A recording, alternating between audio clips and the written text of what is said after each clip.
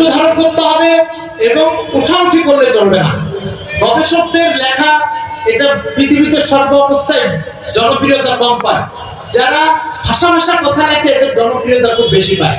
এই জন্য এই কথাগুলো কিছুটা কোরআন হাদিসের তত্ত্ব উপাত্ত বোঝার বিষয়। এই জন্য এটার জন্য ধৈর্য ধারণ করা দরকার, একটু মনোযোগের দরকার। উঠাউঠি করলে আমাদের এই আলোচনা ব্যাহত হবে। আল্লাহ আমাদেরকে সেই তৌফিক দান করেন। মোহতারাম হাজিরিন, ইসলামের যত বিধান আছে সেই বিধানগুলি দুই প্রকার। তার আগে একটা কথা বলে থাকি, বলে নিই, ইসলামের সবকিছু আল্লাহকে দিয়ে শুরু হয়। কাকে দিয়ে শুরু হয়? আল্লাহকে দিয়ে শুরু হয়। আল্লাহ তাআলাই হচ্ছে ইসলামের শুরু, আল্লাহ তাআলাই শেষ। ইসলাম আল্লাহকে দিয়ে সবকিছু। এই জন্য আল্লাহ তাআলার আলোচনা দিয়ে ইসলামের যেহেতু সবকিছু শুরু হয়, আমরা প্রথমে কয়েক মিনিট আল্লাহ তাআলার জাত ও সিফাত নিয়ে একটু আলোচনা করে আমাদের আলোচনার দিকে যাব ইনশাআল্লাহ। কোরআন আল্লাহ তাআলা বলেন, ইস্তাহওয়াযা আলাইহিমুশ শাইতানু ফাআনসাহুম যিকরাল্লাহ। তাদের উপরে শয়তান তাদেরকে শয়তান আচ্ছন্ন করেছে। এই কারণে শয়তান তাদের থেকে আল্লাহর জিকিরকে ভুলিয়ে দিয়েছে। তো বোঝা গেল যে আল্লাহর জিকির ছাড়া কোন সমাজ, মজলিস, কোন স্টেজ যদি সমাপ্ত হয় তাহলে এটা বরকতহীনতা এবং শয়তান আচ্ছন্ন হওয়ার একটা আলামত। এই জন্য আমরা প্রথমে আল্লাহ সম্পর্কে কিছু আলোচনা করে শয়তানের আচ্ছন্ন হওয়া থেকে মুক্ত হয়ে তারপর আমরা আমাদের আলোচনাতে যাব। ঠিক কিনা বলেন? মোহতারাম হাজিরিন, প্রথমে বুঝতে হবে আমাদের সকলের স্রষ্টাকে আল্লাহ। বলেন, সকলের স্রষ্টাকে আল্লাহ। ভলান্টিয়ার ভাই যারা আছেন তারা দেখতে পাচ্ছেন এই পাশে বসার জায়গা নেই, কিন্তু এই পাশে পর্যাপ্ত জায়গা খালি। তো যারা দাঁড়িয়ে আছেন ওনাদেরকে মেহরবানি করে একটু এই পাশে আসতে বললে স্টেজ ওনাদের কাছে চলে আসবে। এই পাশে যারা দাঁড়িয়ে আছেন স্টেজ তাদের থেকে অনেক দূরে। মোহতারাম হাজিরিন, আল্লাহ আমাদের স্রষ্টা। বুঝবেন কিভাবে আল্লাহ আপনার স্রষ্টা? বুঝার উপায় কি? একটা ছোট্ট উদাহরণ বলি যে আল্লাহ আপনার স্রষ্টা, একটা বোঝার উপায় কি? আমাদের প্রত্যেকের শরীরে একটা পার্টস আছে, পার্টসটার নাম হচ্ছে কিডনি। কি নাম বলেন তো? কিডনি যখন নষ্ট হয়ে যায় তখন আমরা ঘরে বসে থাকি না হাসপাতালে ডাক্তারের কাছে চিকিৎসার জন্য যাই? চিকিৎসার জন্য যাই না, ঘরে বসে থাকি। আচ্ছা, কেউ আছেন কিডনি নষ্ট হয়ে গেলে এই কথা ভাবেন যে আমি ঘরে বসে থাকবো, কিডনি ভালো হয়ে যাবে? আছে কেউ? তাহলে প্রত্যেকে কিডনি নষ্ট হলে কার কাছে যাওয়ার দরকার মনে করি? ডাক্তারের কাছে। কিডনিতে দুটো কাজ হয়েছে, একটা হচ্ছে নষ্ট হয়ে গেছে তাই চিকিৎসা করতে হবে বা মেরামত করতে হবে, আর আরেকটা হচ্ছে কিডনি তৈরি করতে হবে। দুই কাজের মধ্যে বলেন তো কঠিন কোনটা? তৈরি করা না মেরামত করা? তৈরি করা। সবাই একমত না কারো দ্বিমত আছে? আচ্ছা, আর মেরামত করা এটা তুলনামূলক সহজ। সহজ কোনটা বলেন? মেরামত করা না তৈরি করা? মেরামত করা। আর কঠিন কোনটা? তৈরি করা। আচ্ছা, সহজটার জন্য যদি হাত দরকার হয়, ডাক্তারের হাতের দরকার হয়, তাহলে কঠিনটা নিজে নিজে হবে কিভাবে? আমার কথা বুঝতে পেরেছেন? একটা কিডনি মেরামত করার জন্য একটা হাতের দরকার। ঘরে আমি বসে নাই, যে ব্যক্তি জীবনভর আল্লাহকে অস্বীকার করেছে সেই কথার সাথে একমত যে আমার কিডনি যদি নষ্ট হয়ে যায় নিজে নিজে ঠিক হবে না, ডাক্তারের হাতের স্পর্শ দরকার। যদি কিডনি মেরামত করা সহজ, এটার জন্য যদি ডাক্তারের হাত দরকার হয়, কিডনি তৈরি করা আরো কঠিন না সহজ? কঠিন। কঠিনটা নিজে নিজে হবে না কারোর হাতের দরকার হবে? দরকার হবে। কথাটা কি পরিষ্কার বোঝা গেছে? আচ্ছা, দ্বিতীয় কথা হচ্ছে কিডনি যিনি মেরামত করে দিয়েছে সে ফ্রি করে দিবেন, একটা ফিস দিবে? ফিস দিবে। যশোরের ডাক্তারের ফিস নেয়? আচ্ছা, যদি নেয় তাহলে সহজতার জন্য যদি একটা পাওনা থেকে ডাক্তারের, তো কঠিন সৃষ্টি যে মালিক করেছে তার পাওনা আছে না নাই? আরো বেশি না কম? আরো বড় না ছোট? বড়। তাহলে বোঝা গেল যে ছোট সেবা ডাক্তার করে দিলে তার যেমন পাওনা আছে, বড় সেবা আল্লাহ তাআলা একজন স্রষ্টা তিনি করে দিয়েছে, তাহলে তার পাওনা আরো বেশি আছে। আচ্ছা, কিডনি যদি আপনার কাছে আমি চাই যে আমি 5 লাখ টাকা দিব, আপনার কিডনিটা আমাকে দেন, দিবেন আপনারা? তাহলে বোঝা গেল আপনার কিডনির দাম 5 লাখ টাকার বেশি, ঠিক কিনা? আচ্ছা, প্রশ্ন হচ্ছে যে 5,000 টাকা এই সেবাটা করে দিয়ে তারটা দেওয়া যদি আমি ফরজ মনে করি, তো কিডনির দাম 5 লাখ টাকার বেশি, এই সেবাটা যে মালিক করে দিয়েছে সেই মালিকের পাওনাটা কি নফল হবে না ফরজ হবে? ফরজ হবে। পাওনার মধ্যে পার্থক্য থাকে। ডাক্তার যখন আপনার চিকিৎসা করে দিবে সে বলবে 5,000 টাকা দিলে আমার পাওনা পরিশোধ। আল্লাহ তিনি পয়সা দিয়ে পাওনা পরিশোধ করার কথা বলেননি, তিনি বলেছেন যে আমাকে সেজদা দিলে আমার পাওনা পরিশোধ হয়ে যাবে।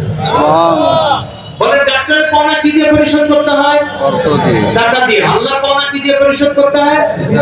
এই কথাগুলো আল্লাহ তাআলা কোরআন মজিদে একটা দুটো শব্দের মধ্যে এইভাবে সাজিয়েছে, খালিকু কুল্লি শাইইন ফা'বুদু।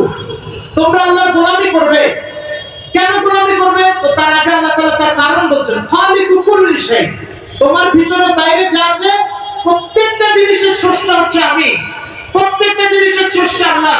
সুতরাং গোলামি যদি হয় তাহলে কার হতে হবে? আল্লাহ, আল্লাহর হতে হবে।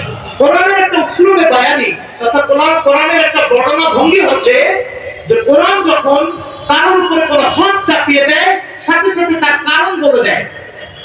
আপনি একজনের কাছে দাবি করছেন, মুদির দোকানদার, আপনি আমাকে 500 টাকা দেন। তিনি জিজ্ঞাসা করবেন কেন আপনাকে 500 টাকা দিব? সাথে সাথে মুদির দোকানদার বলবে আমি আপনাকে 5 কেজি চাউল দিচ্ছি না, বলবে কিনা? তাহলে 500 টাকা দাবির কোনো ভিত্তি আছে না নাই? ভিত্তি আছে না নাই? তো আল্লাহ তাআলা বলেন ফাবুদু, আমার গোলামি করো। এই দাবি যে আল্লাহ পাক করছেন তার কোনো ভিত্তি আছে না নাই? ভিত্তিটা কি বলছেন কোরআন আল্লাহ তাআলা? সৃষ্টি। কি সৃষ্টি? আল্লাহ তাআলা বলেন আমি সৃষ্টি করেছি, এইজন্য আমার গোলামি করতে হবে। কোরআন মাজিদে আল্লাহ তাআলা বলেন ওয়াসাইনাল ইনসানা বিওয়ালিদাই ইহসানা, আমি পিতামাতার উপরে, আমি সন্তানাদির উপরে পিতামাতার সাথে সদাচরণ করাকে ফরজ করেছি। কেন? হামালাতু উম্মু কুরহা, এই মা তাকে গর্ভে কষ্ট করে ধারণ করেছে, ওয়াজাতু কুরহা, কষ্ট করে প্রসব করেছে, হামলুহু ওয়া ফিসালুহু 30 শাহরা, 30 মাস যাবত মা বিরামহীন এই কষ্ট চালিয়ে গেছে। মোহতারাম হাজিরিন, তাহলে মায়ের সাথে সদাচরণ, বাবার সাথে সদাচরণের কোনো কারণ কোরআন বলেছে না বলে নাই? বলেছে। আল্লাহ তাআলার গোলামি কেন করতে হবে? কোনো কারণ কোরআন বলেছে না বলে নাই? বলেন আল্লাহ তাআলার গোলামি তাহলে কেন করতে হবে? কেন করতে হবে বলেন? সৃষ্টি করেছেন এই কারণে। এখন আমি আল্লাহর সৃষ্টি কিন্তু আল্লাহর গোলামি করতে রাজি না, তাহলে আল্লাহ তাআলার দেওয়া এই দেহ ভোগ করা আমার জন্য বৈধ হবে না অবৈধ হবে? অবৈধ। এই পানি আমি এক দোকান থেকে নিয়েছি কিন্তু 20 টাকা দেয়নি, এই পানি খাওয়া আমার জন্য বৈধ না অবৈধ? অবৈধ। একজন এই দেহ দিয়ে আল্লাহকে সেজদা দেয় না, কিন্তু এই দেহ সুবিধা ভোগ করতে চায়, তো তার অর্থ হচ্ছে আমি চাল দিব কিন্তু টাকা দিব না, তেল খাবো কিন্তু টাকা দিব না, পানি দিব কিন্তু 20 টাকা দিব না। পৃথিবীর কোন সমাজ ব্যবস্থার ভিতরে এটা চলবে না, কোন রাষ্ট্রে এটা চলবে, কোন ভূখণ্ড এটা মেনে নিবে? কিন্তু এই বেঈমানি যেটা কোন ভূখণ্ডে চলে না, সৃষ্টি দিন না বুঝার কারণে এই বেঈমানি মহান আল্লাহর সাথে করে যাচ্ছে। এই বেঈমানি মহান আল্লাহ তাআলার সাথে করে যাচ্ছে কেবলমাত্র উলামায়ে কেরামের সহচর্যে এসে দিন না বুঝার কারণে। মুহতারাম হাজিরিন, আমাদের সমাজে এই সংখ্যক মানুষ কত আছে? ভাই আপনি নামাজ পড়েন না কেন? নামাজ পড়ে কি হবে? নামাজ কেন পড়তে হবে? এই সমস্ত প্রশ্ন করা মানুষ আমাদের সমাজে আছে না নাই? আছে। একজন দুইজন না, অনেকজন, অনেকজন। তারা কি জানে যে নামাজ কেন পড়তে হয়? তারা মনে করে নামাজ এটা কিছু মানুষের বানানো কিছু কথার কাজ। আল্লাহ তাআলা বলছেন যে নামাজ এটা আমার হক। কেন এই হক আমার তোমাদের উপরে? আমি তোমাকে সৃষ্টি করেছি এই কারণে। সুতরাং আমার যদি ব্যবসায় লাভ হয় তবু আমি আল্লাহর সৃষ্টি, যদি লস হয় তবু আমি আল্লাহর সৃষ্টি। তাহলে আপনি ব্যবসায় লাভবান হলো আল্লাহর গোলামি করতে হবে, লসের শিকার হলো আল্লাহর গোলামি করতে হবে। আমাদের সমাজে অসংখ্য নামাজি মানুষের ব্যবসায় লাভ আর লসের সাথে নামাজ ধরে রাখা ছেড়ে দেওয়া নির্ভর করে, করে কিনা? এটা কি সঠিক ধারণা না ভুল ধারণা? আল্লাহ তাআলার গোলামি কি জন্য করতে হবে? এটা সম্পর্ক সৃষ্টির সাথে, ব্যবসার লাভ আর ক্ষতির সাথে নয়। তাহলে যে ব্যক্তি জীবনে কোনোদিন ব্যবসা করেনি সে কি আল্লাহর গোলামি করবে না? এই জন্য মুহতারাম হাজিরিন, আল্লাহ তাআলার গোলামির ভিত্তি কি বলেন? জোরে বলেন। আল্লাহ তাআলার গোলামির ভিত্তি কি? সৃষ্টি। এই জন্য আমরা দুটো কথা বুঝলাম। একটা কথা বুঝলাম যে আমার দেহের স্রষ্টা হচ্ছে আল্লাহ তাআলা। আমি কিডনির একটা উদাহরণ দিয়ে বলেছি, কিন্তু আল্লাহ তাআলা কি শুধু কিডনির স্রষ্টা না, পুরো দেহের স্রষ্টা? পুরো দেহের স্রষ্টা। দেহের স্রষ্টা। পুরো দেহের প্রত্যেকটা অঙ্গ প্রত্যঙ্গের স্রষ্টা হচ্ছে আল্লাহ তাআলা।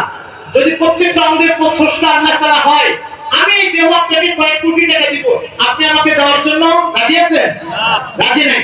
তাহলে যে মালিক আপনাকে এত কোটি টাকা দিয়ে পালতেছে, সেই মালিককে মাত্র দুটো সিজদা দিবেন, কেন আপনি অপরতার কথা প্রকাশ করছেন? দ্বিতীয় কথা, আপনি এক দোকান থেকে পানিটা কিনলেন, টাকা না দিয়ে চলে গেলেন, দোকানদার আপনাকে জিজ্ঞাসা করবে ভাই আমার টাকাটা দিলেন না? আপনি যদি বলেন যে তোমার কিসের টাকা, সাথে সাথে দোকানদারের প্রশ্ন হবে আপনার উদ্দেশ্যে, আমি কি আপনাকে এক বোতল পানি দিই নাই? বলবে কিনা? এই যার হক আদায় করা হয় না, এটা এই সুরে কথা বলে, এই ভাষায় কথা বলে। আপনি বলেন হক আদায় করবেন না, বাড়ির মালিককে ভাড়া দিবেন না, সেগুলো আপনি আমার বাড়িতে ছিলেন না। আপনি চাল নিয়ে টাকা দিবেন না, সেগুলো আমি কি আপনাকে 10 কেজি চাল দিই নাই? আল্লাহ তাআলা কোরআন মজিদে তার বান্দা হক আদায় না করার কারণে তাকে ঠিক এই সুরে কথা বলছেন। আল্লাহ বলছেন, আলাম নাখলুকুম মিন মাইন মাহিন, আমি কি তোমাকে নাকর পানি থেকে তৈরি করি নাই বান্দা? কেন তুমি আমার হক আদায় করবে না? আল্লাহ নাজাআল্লাহু আইনাই, বান্দা আমি কি তোমাকে চোখ দিই নাই? কেন তুমি আমার হক আদায় করবে না? ওয়া লিসানা ওয়া শাফাতাইন, আমি তোমাকে জিহ্বা দিই নাই? কেন তুমি আমার হক আদায় করবে না? আমি তোমাকে ঠোঁট দিই নাই? কেন তুমি আমার হক আদায় করবে না? দৃশ্যমান এই তিনটা অঙ্গের কথা বলেছেন কেন? মানুষ প্রতি সেকেন্ডে সেকেন্ডে চোখ, জিহ্বা, ঠোঁটের মুখাপেক্ষি হয়। ভিতরে গুলো বলেনি কেন? ভিতরে গুলো এই জন্য বলেনি যে আরব সমাজে কোরআন নাযিল হয়েছে, সে আরব সমাজ কিডনি নামক কোন অঙ্গ মানব দেহে আছে এটা জানতো না, এই জন্য ভিতরের কথা বলেনি। আজকের মানুষ জানে কিডনি নামক ভিতরে একটা অঙ্গ আছে, এই জন্য এটার উদাহরণ আমি পেশ করেছি। মোহতারাম হাজিরিন, আমাদের প্রত্যেকের পকেটে একটা মোবাইল আছে। এই মোবাইলে আমাকে অন্যের কথা পৌঁছায় দেয়, শুনিয়ে দেয়। কিছু পাসপাতি সেট করা লাগছে না, পাসপাতি সেট করা ছাড়াই কথা বলে, বলেন তো? যদি এই মোবাইল পাসপাতি সেট করার কারণে কথা বলে, এই পাসপাতি গুলো যারা যে কোম্পানি সেট করেছে তাকে কিছু টাকা দিতে হয়েছে না ফ্রি দিতে হয়েছে? স্যামসাং কোম্পানি পাস সেট করেছে, তাকে 30,000 টাকা দিতে হয়েছে, 40,000 টাকা দিতে হয়েছে। মহান আল্লাহ তাআলা আমাকে আপনাকে মুখে যে সাউন্ড সিস্টেম চালু করেছেন, কিছু পার্টস এখানে লেগেছে না, পার্টস ছাড়াই কথা বের হয়। এই পার্টস গুলো কে সেট করেছে? তো স্যামসাং কোম্পানি পার্টস সেট করার কারণে তার হক আছে, আল্লাহ সেট করেছে, আল্লাহর হক নেই? কিন্তু এই হকের স্বীকারোক্তি আর বুঝ কতজন মানুষের আছে? এজন্য মোহতারাম হাজিরিন, উপলব্ধি করা দরকার যে আল্লাহ তাআলা আমাদেরকে সৃষ্টি করেছেন। কে করেছেন? আল্লাহ। এজন্য আল্লাহ তাআলার হক আছে। চলেন আমরা এবার আমাদের সামনের আলোচনার দিকে যাই।